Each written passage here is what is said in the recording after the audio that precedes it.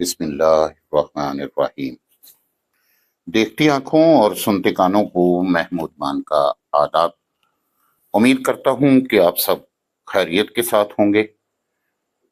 Dear students, اپنی اس video میں ہم سیکنڈ ایئر کی اردو بک کے حصہ شاعری میں سے یعنی پوئٹری میں سے فرسٹ نظم حمد کو پڑھنا اور تشریح کرنا سیکھیں گے۔ تو شروع کرتے ہیں ہمارا آج کا سبق۔ پہنچتا ہے ہر ایک مہکش کے آگے دورے جام اس کا، پہنچتا ہے ہر ایک مہکش کے آگے دورے جام اس کا، کسی کو تشنا لب رکھتا نہیں ہے لطف عام اس کا۔ پہلے مصرے میں مہکش لفظ آیا ہے۔ مہکش کا معنی ہے شراب پینے والا، لغت میں لغوی معنی اس کے شراب پینے والا ہے۔ لیکن اس شعر میں مولانا ظفر علی خان مہکش کے لفظ کو ہر ذی روح کے معنی میں استعمال کیا ہے کہ کائنات کے اندر ہر وہ چیز جس کے اندر روح ہے، جو زندہ ہے، وہ مراد ہے مہکش سے۔ دور جام، دور کے معنی ہوتے ہیں گردش کے، اور جام کہتے ہیں شراب پینے والے پیالے کو۔ تو دور جام پوری ترکیب کا معنی ہوا شراب کے پیالے کی گردش۔ تشنا لب، پیاسا۔ لطف عام، عام مہربانی جو سب کے لیے ہو۔ پہلے شعر کا مفہوم کچھ اس طرح سے ہوگا: اللہ تعالیٰ کا لطف و کرم ہر ایک کے لیے عام ہے، اس سے کوئی محروم نہیں رہتا۔ تشریح کی ہیڈنگ دینے کے بعد تشریح لکھنا شروع کریں گے آپ کہ تشریح طلب شعر میں شاعر اللہ تعالیٰ کے حضور عرض گزار ہے کہ اے اللہ، تیرا دور جام ایسا ہے کہ تیرے رزق کی تقسیم کچھ اس طرح سے ہے کہ جو ہر مہکش کے پاس پہنچتا ہے، یعنی کہ ہر ذی روح کے پاس تیرا رزق پہنچتا ہے۔ کوئی بھی طالب پیاسا نہیں رہتا، کہ یعنی کہ کوئی بھوکا نہیں رہتا۔ پینے کے لیے اسے پانی میسر ہے اور کھانے کے لیے اسے کھانا میسر ہے۔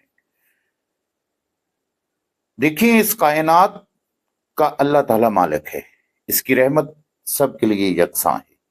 وہ فرعون و نمرود کو بھی دیتا ہے اور موسیٰ اور عیسیٰ کو بھی نوازتا ہے۔ اس کی عطاؤں کا سلسلہ ہمیشہ سے تمام لوگوں کے لیے جاری ہے اور جاری رہے گا۔ پیارے بچوں، دراصل کائنات کا خالق و مالک اللہ تعالیٰ ہے اور دنیا کی تمام مخلوق اسی خالق کی پیدا کردہ ہے۔ یہ بات ہم اور آپ اچھی طرح سے جانتے ہیں۔ اس اعتبار سے وہ تمام مخلوق کے رزق کا وارث ہے، کیونکہ وہ خالق اور مالک ہے۔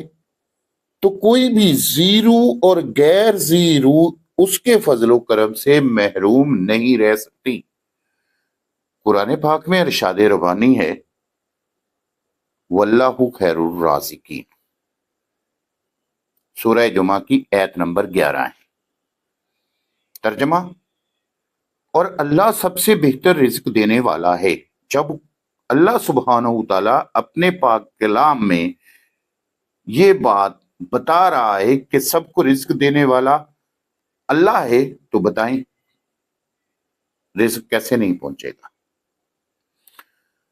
تشریح طلب شعر کے دوسرے مصرے میں شاعر اللہ تعالیٰ کی تقسیم کا ذکر کرتے ہوئے کہتے ہیں کہ اس کی رحمتوں اور نوازشوں کا دور ہر مہکش تک پہنچتا ہے، کوئی بھی اس کی عنایت سے محروم نہیں رہتا۔ اس کے لطف و کرم کی شراب ہر پیاسی کی پیاس بجھاتی ہے۔ ایک اور بات کا اضافہ کرتا ہوں کہ قرآن مجید میں اللہ تعالیٰ کو رب العالمین کہا گیا ہے۔ سورہ فاتحہ کی آیت مبارکہ پہ غور کریں کہ الحمدللہ رب العالمین۔ تو رب سے مراد وہ ذات ہے جو کائنات کی تمام اشیاء کو پیدا کر کے ان کی نشو و نما اور جملہ ضرورتیں پوری کر کے درجہ کمال تک پہنچانے کا بندوبست کرتی ہے۔ تو ڈیئر اسٹوڈینٹس، اس کی نوازشیں، اس کی رحمتیں اور لطف و کرم سب کے لیے ہے کہ کوئی اس سے محروم نہیں ہے، ان کے لیے بھی جو اسے مانتے ہیں اور ان کے لیے بھی جو اس کے منکر ہیں۔ ریفرنس کا شعر یہاں پہ آپ لکھیں گے میر انیس کا، سنیے، وہ غنی ہے کہ ہے محتاج زمانہ اس کا، وہ غنی ہے کہ ہے محتاج زمانہ اس کا، کبھی خالی نہیں ہوتا ہے خزانہ اس کا۔ دوبارہ سے شعر پھر سناتا ہوں، نوٹ کر لیں اپنے پاس۔ وہ غنی ہے کہ ہے محتاج زمانہ اس کا، کبھی خالی نہیں ہوتا ہے خزانہ اس کا۔ پہلے شعر کی تشریح مکمل ہو گئی، دوسرا شعر پڑھتے ہیں۔ گواہی دے رہی ہے اس کی یکتائی پہ ذات اس کی، گواہی دے رہی ہے اس کی یکتائی پہ ذات اس کی، دوئی کے نقش سب جھوٹے، دوئی کے نقش سب جھوٹے، ہے سچا ایک نام اس کا۔ دیکھیں فرسٹ ایئر میں جو حل لغت ہے نا، معنی ان کی الگ سے ہیڈنگ بنا کے لکھنے کی ضرورت نہیں ہوتی، لیکن تشریح کے لیے، شعر کو سمجھنے کے لیے مشکل لفظوں کے معنی آنے چاہیے۔ اسی نظریے سے میں آپ کو یہ بتا رہا ہوں، آپ نے یاد کرنے ہیں، پیپر پر ہیڈنگ بنا کے جیسے آپ 9th اور 10th میں کرتے تھے ویسے نہیں لکھنے۔ تو جگتائی جو ہے، پہلے مصرے میں لفظ آیا ہے جگتائی، جگتائی کے معنی ہے بے مثال ہونا، واحد ہونا، جس کا کوئی ہمسر نہ ہو، اسے کہتے ہیں یکتا۔ تو یکتائی پہ ذات اس کی۔ اور دوسرے مصرے کے اندر لفظ ہے دوئی، دوئی توحید کی ضد ہے، شرک ہے، دو سے کہ دوئی کے نقش سب جھوٹے، کہ اللہ سبحانہ تعالیٰ کی ذات مبارکہ یکتا ہے، کوئی دوسرا اس جیسا نہیں ہے، دوئی کے نقش سب جھوٹے ہیں۔ نقش کے معنی ہے نشان یا تصویر، جیسے وہ بت پرستوں نے مورتیاں بنائی ہوئی ہیں، تو وہ سب جھوٹے ہیں، فراڈ ہے۔ اس شعر کا مفہوم سنیے، اس کی ذات، اس کی یکتائی اور اس کے بے مثال ہونے کی گواہی دے رہی ہے، دوئی کے تمام تصور جھوٹے ہیں، ایک سچا نام اسی کا ہے۔ تشریح کی ہیڈنگ دیں گے اب ہم اس شعر کی تشریح کرتے ہیں۔ تشریح طلب شعر میں شاعر نے بڑے خوبصورت انداز میں توحید کا مضمون بیان کیا ہے۔ اللہ تعالیٰ وحدہ لا شریک ہے، توحید سے مراد اللہ تعالیٰ کا ایک ہونا ہے۔ دیکھیں، کسی رنگ، ڈنگ یا آہنگ میں آ کر اس کی یکتائی متاثر ہو تو وہیں سے شرک جنم لیتا ہے۔ ہر مذہب نے توحید کا درس دیا ہے، ہر نبی کے ایک ہونے کی تعلیمات کا پرچار کرتا رہا ہے۔ یہ وہی رب ہے جو کائنات کی ہر شے کو پیدا کرتا ہے، اس کی نشو و نما اور جملہ ضرورتوں کو پورا کر کے درجہ کمال تک پہنچاتا ہے۔ وہی اللہ ہے جس کی عبادت مقصود ہے۔ گویا کوئی بھی کسی بھی اعتبار سے نہ اللہ تعالیٰ کی ذات میں شریک ہو سکتا ہے اور نہ ہی اس کی صفات و افعال میں اللہ تعالیٰ کا وحد اور یکتا ہونا اس کی وہ صفت ہے جس میں کوئی اس کا شریک ہے نہ کوئی اس کا مقابل۔ کائنات کا منظم نظام اس کے ایک ہونے پر دلالت کرتا ہے کہ اگر رب دو ہوتے، نعوذ باللہ، تو ایک کہتا کہ آج میں سورج کو مشرق سے نکالوں گا، دوسرا کہتا نہیں مغرب سے نکالوں گا۔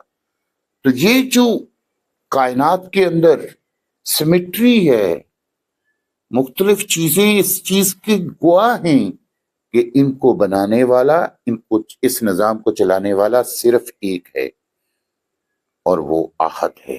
قل هو اللہ احد، اللہ صمد، اور وہ بے نیاز ہے۔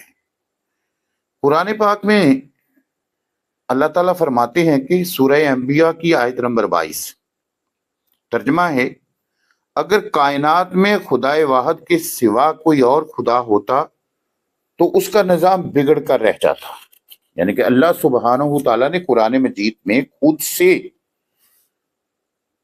فرمایا ہے کہ اس کائنات کے اندر اللہ صرف ایک ہے، اگر دو ہوتے تو نظام الٹ جاتا.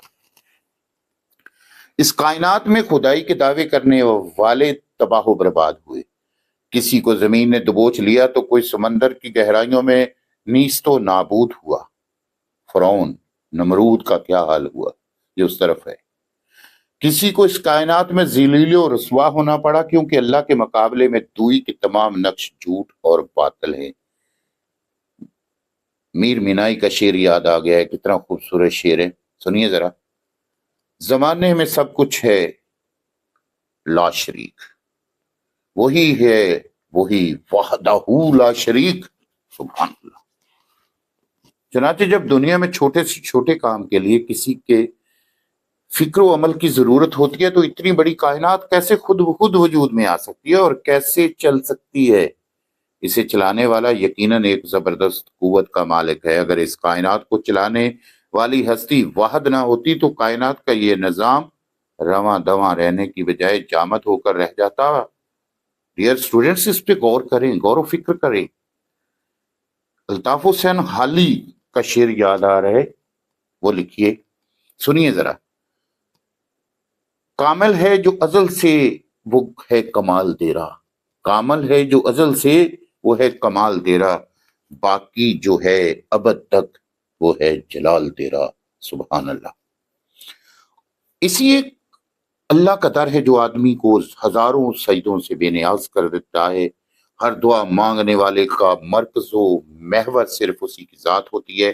وہی ہے جو سورج کو مشرق سے طلوع کرتا ہے اور مغرب میں غروب کرتا ہے. وہی بادلوں کو برسنے کا حکم دیتا ہے. وہی زمین کی تاریکیوں سے بیج کو تناور درخت بناتا ہے، اور وہ اپنی اس صفت اور لیاقت میں تنہا اور واحد ہے. تو میرے بچوں، یہ 12 منٹ میں ہم نے 2 شعروں کی تشریح مکمل کر دی ہے. اسی طرح بورڈ کے ایگزام میں جب آپ لکھیں گے تو سپیڈ کے ساتھ لکھیں گے، تاکہ اشعار کی تشریح کے سوال نمبر 2 کو حل کرنے میں جو پیپر کی ٹائم مینجمنٹ کے حوالے سے آپ کو بتایا گیا ہے کہ 15 منٹ کے اندر آپ نے اس کویسچن کو مکمل طور پر تحریر کرنا ہے، صاف ستھرا لکھنا ہے، کٹنگ بالکل نہیں کرنی. سب سے اوپر آپ سوال نمبر 2 کی ہیڈنگ دیں گے مارکر کے ساتھ، بلو کلر کے مارکر کے ساتھ. اس کے بعد سامنے ہیڈنگ بنے گی اشعار کی تشریح. اس کے بعد آپ نے جو دونوں شعر ہیں نظم میں وہ اکٹھے لکھ دینے ہیں، الگ الگ نہیں لکھنا، دونوں شعر اکٹھے لکھ دینے ہیں پیپر پر، آنسر شیٹ پہ. اس کے نیچے آپ نے مفہوم لکھنا ہے پہلے شعر کا مفہوم لکھنے کے بعد آپ تشریح کی ہیڈنگ بنائیں گے. مفہوم کی جو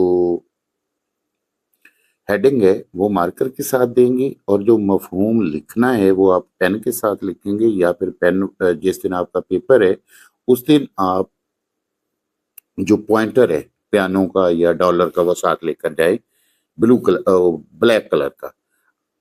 مفہوم کی ہیڈنگ بن گئی مارکر کے ساتھ. اب جو مفہوم لکھنا ہے وہ ڈیفرنٹ ہو جائے گا، پوائنٹر کے ساتھ لکھیں.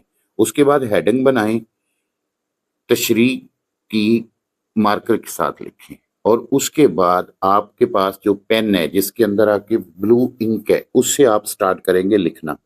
دیکھیں، آپ یوٹیوبر کو پیپر دیکھتے ہیں کہ وہ بڑی ڈیکوریشن بنا کے دکھا رہے ہیں کہ فلاں آرٹسٹ. یہ لوگ نہ تجربہ کار ہیں، نہ انہوں نے کبھی ایگزام دیا ہے خود، اور نہ کبھی انہوں نے پیپر مارکنگ کی ہے. انہیں کیا پتا کہ ایک سوال کتنے ٹائم میں حل کرنا ہے اور اس کی ٹائم مینجمنٹ کیسے کرنی ہے. تو میرے بچوں، جیسے میں آپ لوگوں کو بتا رہا ہوں، یقین رکھیں آپ کے 90% پلس نمبر آئیں گے اگر آپ ٹائم مینجمنٹ کے حوالے سے کام کریں گے. اور ہر سوال کا جو وقت میں آپ کو بتا رہا ہوں کہ 15 منٹ کے اندر یہ سوال مکمل کرنا ہے، تو 15 منٹ سے کوشش کریں آپ 12 منٹ میں 13 منٹ میں صاف ستھرا لکھیں، نیٹ اینڈ کلین لکھیں. پیراگراف بنا کر لکھیں، مارجن لائن سے باہر نہ جانے دیں، کٹنگ نہ کریں، تو اللہ سبحانہ تعالیٰ کے فضل و کرم سے آپ کے نمبر 90% پلس آئیں گے، یقین رکھیں، اس میں کوئی رکاوٹ نہیں پڑے گی۔ ویڈیو کو لائک اور شیئر ضرور کیا کریں تاکہ یہ دوسرے اسٹوڈنٹس بھی اس سے فائدہ اٹھا سکیں۔ اسی بات کے ساتھ اجازت چاہوں گا۔ اللہ حامی و ناصر۔